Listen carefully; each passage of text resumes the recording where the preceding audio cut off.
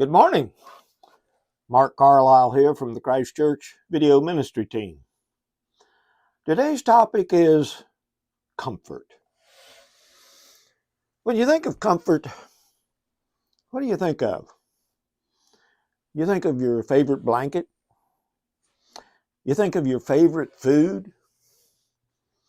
Well, in the Hebrew and Greek words that express comfort, it means to sigh,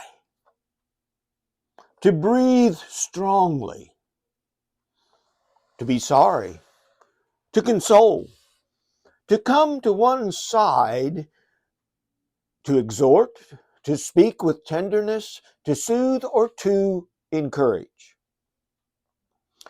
Well, that's quite a list.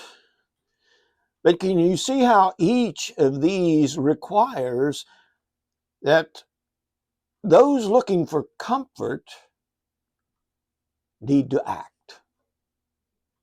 You must take a risk to turn from self to the power of releasing a part of yourself for either your own comfort or to risk taking on another's burden who needs comfort.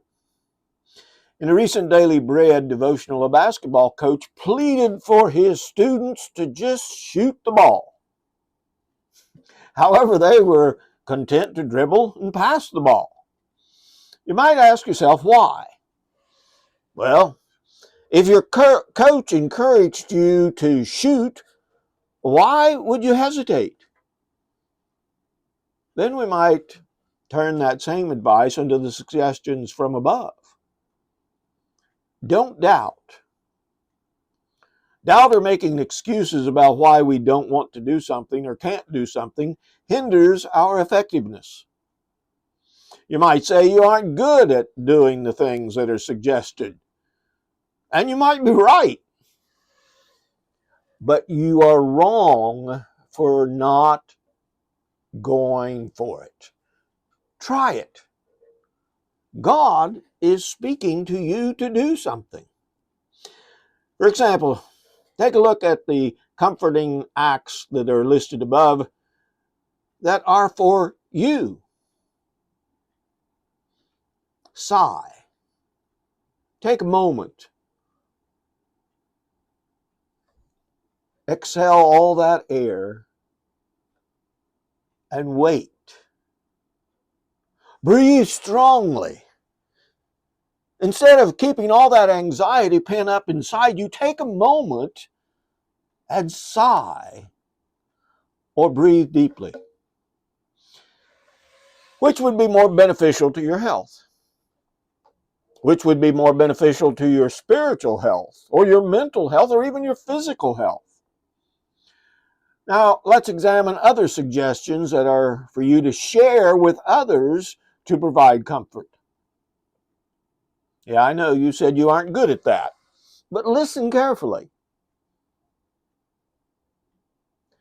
That small voice that tells you to do it is God talking to you and telling you that you can do it. Moses made an excuse. He couldn't speak, but God said, I picked you. He was basically telling Moses, you can do it. Now, God doesn't yell at us to get our attention. He works in mysterious ways, and one of those ways is to help you move outside your comfort zone. He's not the coach yelling at his players to just shoot it, but he is persistent in talking to you to see if you will let him show you the gifts that he has given to you to share with others. This is just the beginning. The basketball coach finally persuaded his players to take a chance and let go of their doubt. You know, when they didn't make every shot, but they did what the coach suggested was best for them. Well, your coach is Jesus Christ, and he wants you to have the best. He wants you, by showing others love through compassion or comfort, you will make disciples for Christ. Remember, you don't go on this journey in your own authority. You go in the authority of Jesus Christ.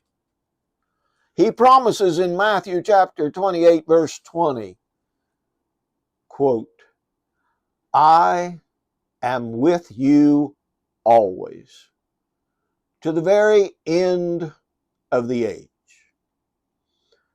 So when God talks to you and says little things about, you need to speak to this person, you need to go to this person, you need to write a letter, you need to call a person, you need to text a person, you need to step out of your comfort zone and know that God is with you. And that will make a difference in the life, not only of those that you are comforting, but also in your own life as you grow in Christ's love. Till next time.